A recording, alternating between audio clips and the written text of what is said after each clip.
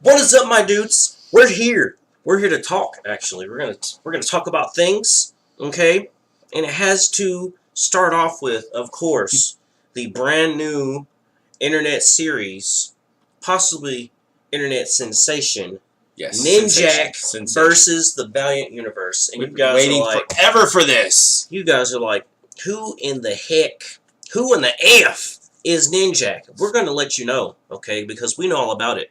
We've been Valiant fans since we were still in high school, middle school when we first discovered it in elementary. Valiant. Yes. What are you're thinking to yourselves? What is Valiant Comics? And that's a very simple answer. Okay. Number 1 and 2 in the comic book genre are dominated neck and neck. They're always overtaking each other. It's either Marvel or DC. And then you have other companies like Dark Horse and Image Comics. But then you have another company called Valiant Comics. Valiant Comics, back in the 90s and 80s, was it? 1992 is when they started. Well, actually, they started in 1991 with their wrestling comics and whatnot, but then they got into actual comics when they bought Gold Key, or some characters from Gold Key.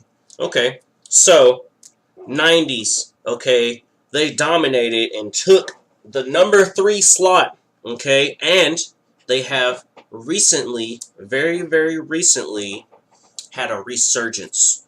In 2012? 2012, they rebooted. They bought their rights back, and they rebooted their entire series and started them all over from scratch.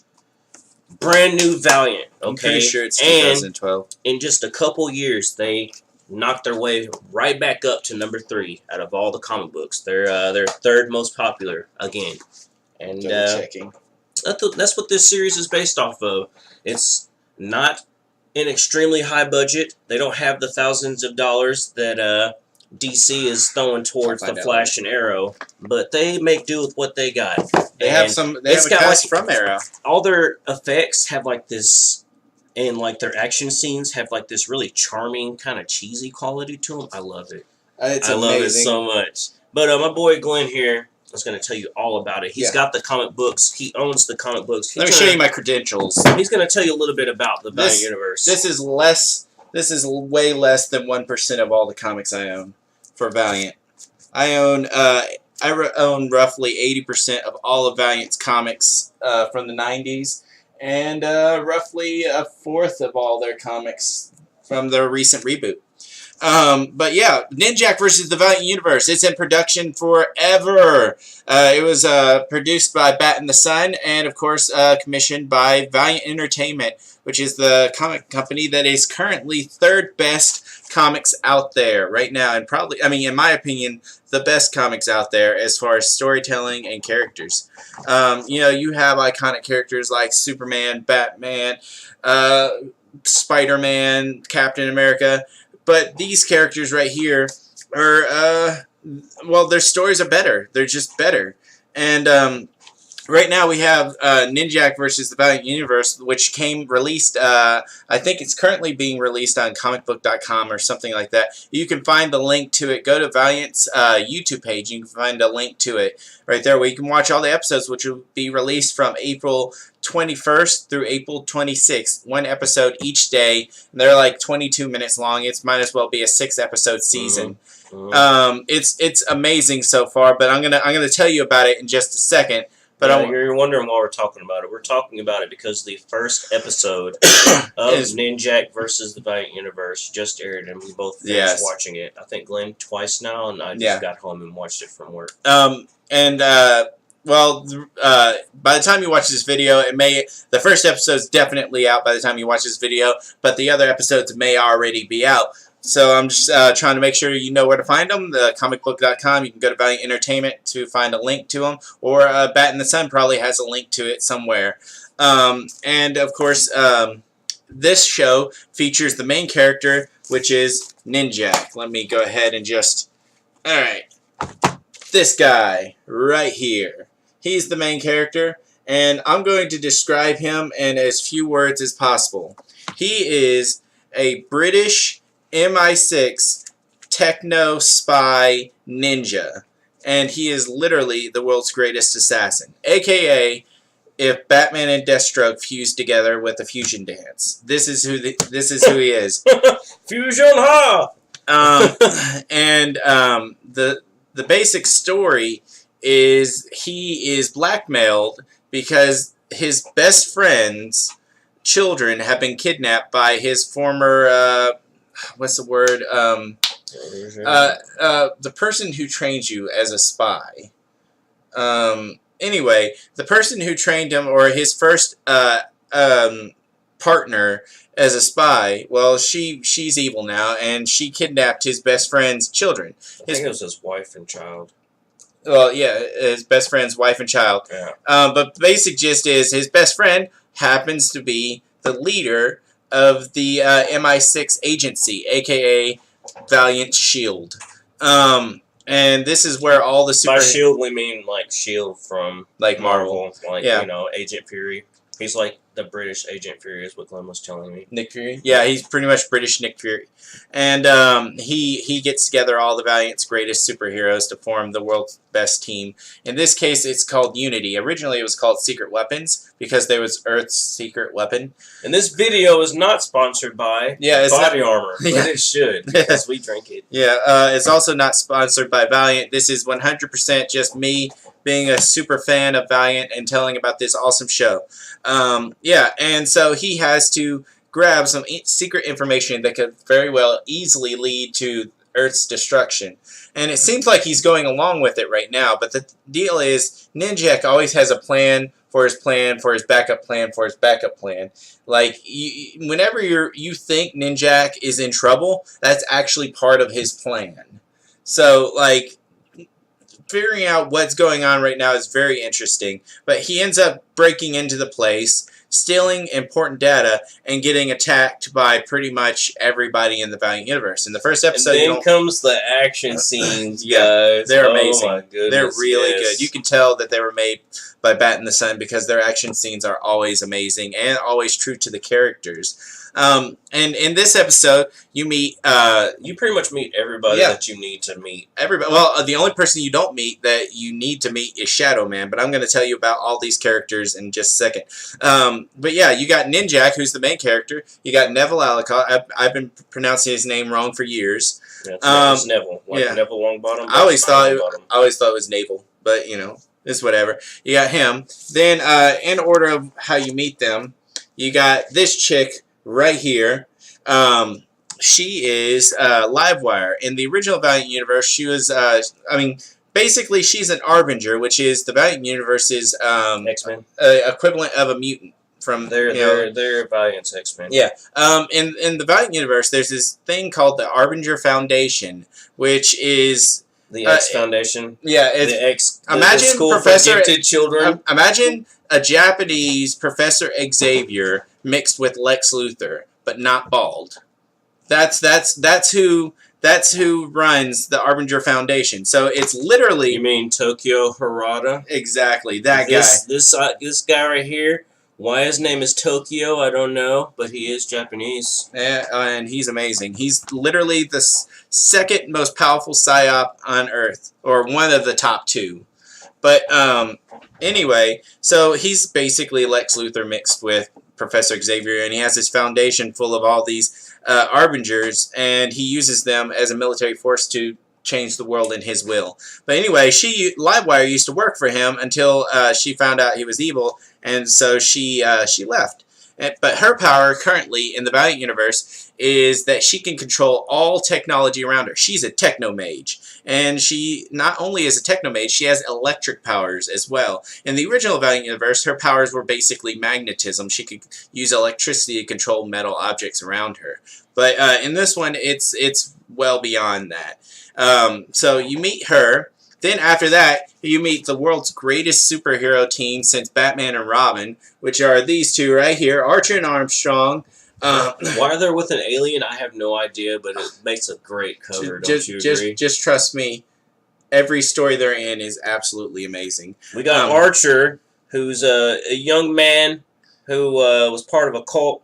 He gets taken out of the cult, And well, he doesn't get taken out of it. More like he just leaves. Yeah. But then you have someone like Armstrong, who's an immoral, drunk, glutton, lecher. Well, originally in the Valiant Universe... Oh, he has super strength. Yes. Oh, yeah, with super strength. Originally in the Valiant Universe, back in the 90s, Archer and Armstrong were very similar to how they are now, just slightly different origins. Basically, Archer was a monk. His parents were super religious folks, which is same in this one. And he almost got murdered by his parents when he found out that they were actually psychopaths. And he joined a Buddhist monk temple and basically felt like he was on a literal mission from God to save the world or whatever. And he meets Armstrong, which is one of the world's only 3 immortals. And he's basically the eternal drunk. He does not like combat. He loves ladies, and he loves alcohol, and he loves quoting poetry. But yeah, he uses it to great effect. So yeah, it's like the opposites attract. You got this, you got the Boy Scout, and then you got the guy who is a lecturer. You know, and they're, dude, you know, he's like, have you ever gotten laid? He's like, what's laid? Oh boy, we're gonna have fun tonight. You know, he's that kind of guy. Oh boy, oh boy, oh boy. And then after that, you meet, I believe in order, you would meet, oh no, I forgot to mention, Bloodshot. Actually, I think was Bloodshot before or after? It doesn't matter. Anyway, so then you meet Bloodshot right here. This guy right here. Yes, look at him. He is probably the most popular person in the Valiant Universe right now, as far as like the Wolverine. Well, he is like Captain America and Wolverine mixed together. Oh, he was one.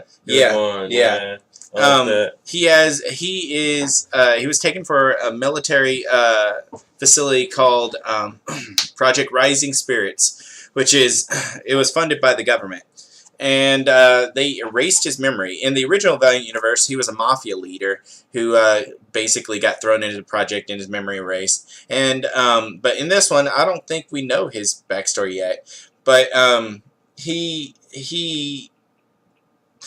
memory was erased, and he was basically had swapped memories between missions, whichever memory they needed for the mission, so that he would be able to do it at its peak potential. Oh man, Sam, you remember Sam? He was kidnapped. And he's like, oh yeah, I totally remember Sam. Yeah, he was kidnapped, and it was right after your wife and child died. It was just so terrible. Oh, I must go get revenge. So, you know, now he's ready for a killing spree. You know what I mean?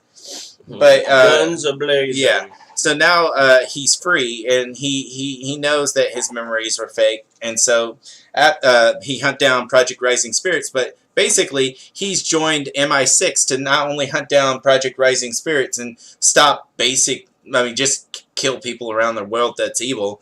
He follows, he does whatever missions they need, including hunting down Ninjak, which is what he was asked to do in this one. In this series. Yeah. They never got along anyway. Well, no. Ninjak and him. Well, actually, believe it or not, their first appearance was in of Ninjak and Bloodshot together. Was in issue number 7 of Bloodshot. Also, probably the first appearance of Ninjak himself. I'm not 100% sure if he was in issue number 6, because I don't own 6. I own, like, I don't know, 13 Bloodshot comics, so I don't have issue number 6. But basically, Ninjak, Ninjak was the guy who got Bloodshot introduced to MI6. In the original Valiant comics, as well as, I think, in the current Valiant comics as well. So, it's not that he doesn't hate, he doesn't hate Ninjak at all. He just, you know, he's all about business. Anyway, so, yeah, Bloodshot's power is that he has nanites, little techno things flowing throughout his body, and he doesn't really have mutant abilities. It's more like he has. Well, he's actually in the original Valiant. He was revealed to actually be an Harbinger. His power was over technology. But like he gets his healing from the nanites. Yeah, from nanomachines. And man, his healing factor is far beyond anything I've seen in anything really. Yeah, you think Deadpool has a healing factor? His healing is like the main bad guy from Blade. Oh yeah, you mean from the first Blade movie? Yeah, Deacon Frost. Yeah, Mr. Frost at the end. They had that fight. cut him in half, and he's just right back together. Now, here's the thing. Bloodshot, he heals so fast. He could be running, like, machine guns could be bullying him down, and he would run through a door, and all the bullet holes would be gone by the time he closes the door. He heals that fast. Of course, he has a limit to his healing factor. It depends on how much calcium's inside his body. I don't know exactly how that works, but basically the nanites can repair literally any injury. They can heal him up to 98% of his body. If there's just a speck of brain left, back 100%, all his memories, everything. Yeah, he needs like calcium. So like in the new series, he's dying and like running out of stuff. So he sees a cow. They're like an ambulance riding down the road, and like he sees a cow on the side of the road. So he pulls over, walks up, and puts his hand on the cow, and the cow disintegrates and like gets absorbed as like the chemical makeup stuff. Do you think that's great? During Arbinger Wars, he literally goes to a processing plant and falls on meat. Man, whatever works. And he's fully healed right after. And he just comes out good as new, fresh as a daisy. The next character you meet is quite literally my favorite superhero in all of the Valiant Universe. This is Eternal Warrior. Let me see if I can get it. All right, there you go. That's him in one costume. There's better ones. Well, everything he wears always has that thing going down the sleeves. It could be bullets. It could be shotgun shells. It could be knives. It could be anything. In this case, it's like ninja stars or ninja blades. But yeah, he's basically he's the second and the youngest brother of the three immortals that are on Earth. And his thing is that he's been in combat virtually every day of his entire life. He has been around since the beginning of time, and he knows everything, practically. He can heal really, really, really fast, and he's immortal, and he knows all combat. He's trained everybody in the entire Valiant Universe, and probably knows everybody. He knows, like, every major player in the Valiant Universe, at least. He knows a lot of them. Oh, yeah. And he kind of gets dumped around in places he don't want to be. And he's done a bit of time travel. Well, he doesn't really do the time travel. That's the oldest brother, Ivar, Time Walker. But he does time travel in one direction, one would say.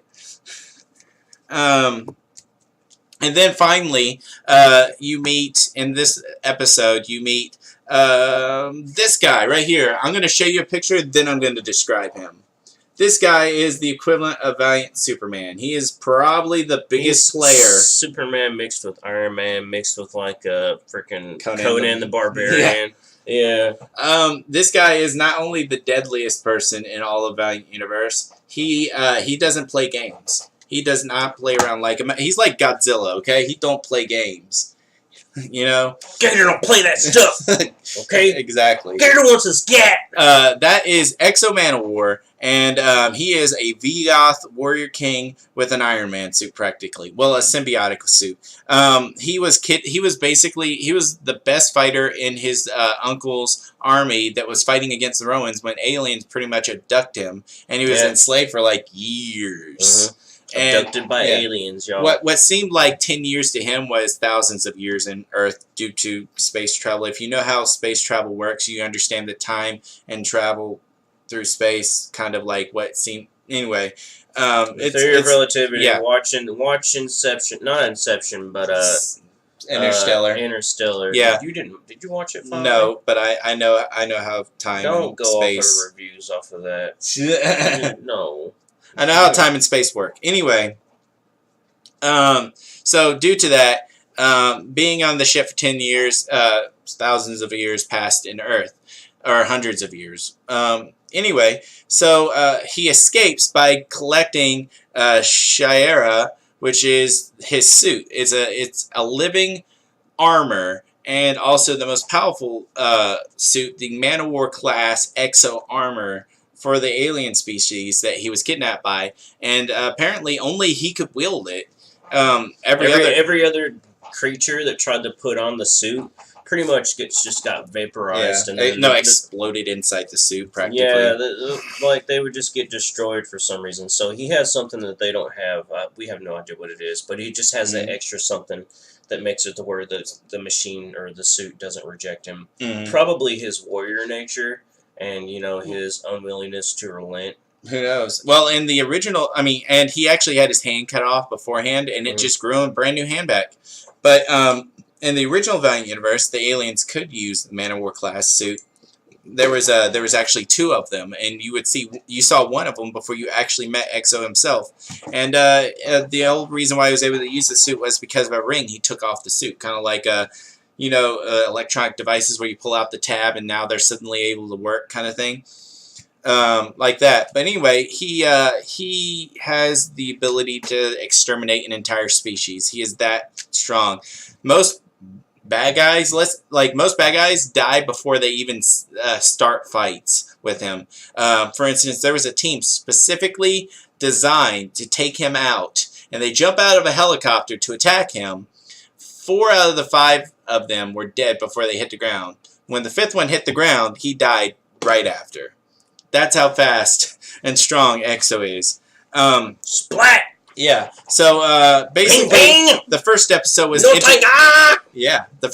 first episode was introducing all the characters and the basic plot. That was the first episode, and it's super exciting. I can't wait to see what happens in the next episode. I imagine it's going to be Ninjak versus Bloodshot, which is going to be a fight. It's going to be amazing. But later on down the line, you're going to meet this guy right here, the final character in the series that I know of, as far as heroes go, Shadow Man. Fun fact, Shadow Man actually has a holiday. He's a voodoo superhero from Louisiana, and in Louisiana in real life, Shadow Man has a holiday. I believe it's January 13th is Shadow Man Day in New Orleans. So, that's cool. He is literally the only guy capable of taking on demons and whatnot. Like, there's other people in the Valiant Universe with magic and dark powers, but Shadow Man is like he embodies. That's like drinking water to Shadow Man. Yeah, exactly. Taking care of demons is just like getting up in the morning for him. Yeah, exactly. That's Shadow Man for you. He can, like, the most evil and powerful entity in all the Valiant universe, Master Dark, is equals with Shadow Man. Okay, that's what you need to know about Shadow Man. But anyway, you're gonna meet him later on, and I think that this show is going to be amazing. I rate the first episode 9 out of 10. Michael, what do you think about the first episode? Episode's a 7 out of 10. But the cheese factor and like the energy they put into it knocked it up 2 extra points. So 9 out of 10. Awesome. What do you expect in the next episode? I expect possibly a couple more introductions. Possibly Tokyo Harada being thrown into the mix. Maybe. I know Faith's going to show up at some point. Ooh, I would love to see Faith flying around. I don't know who Faith is. She's an overweight girl that has the ability to fly. She's like superhero. She's like as big a nerd as the Nerd of Steel. Yes. But this is Faith, and she's overweight, amazing. so she's always had like self-esteem problems, but she's always been positive her whole life. And she's literally the embodiment of a hero. She really had the ability to fly inside her, but it just had to be unlocked. And Peter comes up to her and then unlocks it for her, and then she uses it to become a superhero. She isn't a superhero in the sense like Ninjak, who's just a ninja that fights people. No, she becomes a superhero like what she used to. She literally gets a superhero costume. Yeah, and then she patrols to fight crime. Says superhero catchphrases and has her own theme song and stuff like that. Yeah, that she sings out loud. And by the way, Peter is one of the other. There's 2 of the most powerful Arbingers on Earth, and Peter is one of them. And he's I think currently in the comics like 20 something. But Faith is the second most popular because she's really overweight. Cool guy. Because she's overweight and really positive. And that's why. Oh well, you know what? Honestly, though, I mean, I think it's the fact that she is so much like me. Like, she knows comics, she knows superhero tropes and whatnot, and like she even has her own villains that she outsmarts. I mean, it's amazing. But yeah, so I expect that the next so many episodes you might see her. It's going to be a great show. I don't know who the main villain of this show is, because I imagine that Roku is not going to be the main villain. Who do you think? Do you think it's going to be Master Dark, or what do you think? The main villain of the series? Ninjak versus the Valiant Universe. I think it's going to be Master Dark. Well, it's probably going to be Tokyo, who's behind her and pulling the strings. Tokyo? Nah. If it was anybody, it would either be Master Dark or a guy called, what's his name? Webnet. That guy. But, yeah.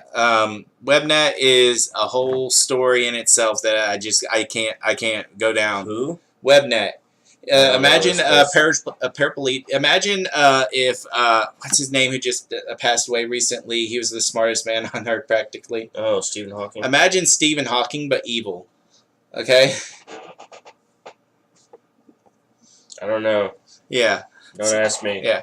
But anyway, guys, tune in next time, and maybe we'll have a review of episode 2. Who knows? Like this video, give us comments, tell us what you think about the Valiant Universe, who's your favorite hero, what's your favorite comic, tell us anything. We will respond to all all comments, and if you want to be part of the Cool Club, just subscribe to the Nerd Still channel, you know, and you know, anything you want to say before we go?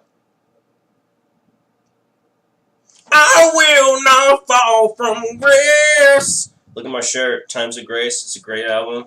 It's a great side project from Killswitch Engage. If you guys like metal, you guys like Killswitch Engage, listen to Times of Grace. I love it. Yeah. Adam D and the other guy. Yeah. They both sang at Killswitch Engage at one point in time. But listen to this album. Yeah. Hymn of a Broken Man, wonderful song. Yeah, just listen to it. All right, guys. Like we said, not sponsored. Yeah. All right, guys. Hope y'all enjoyed this video, and we'll see you later, okay?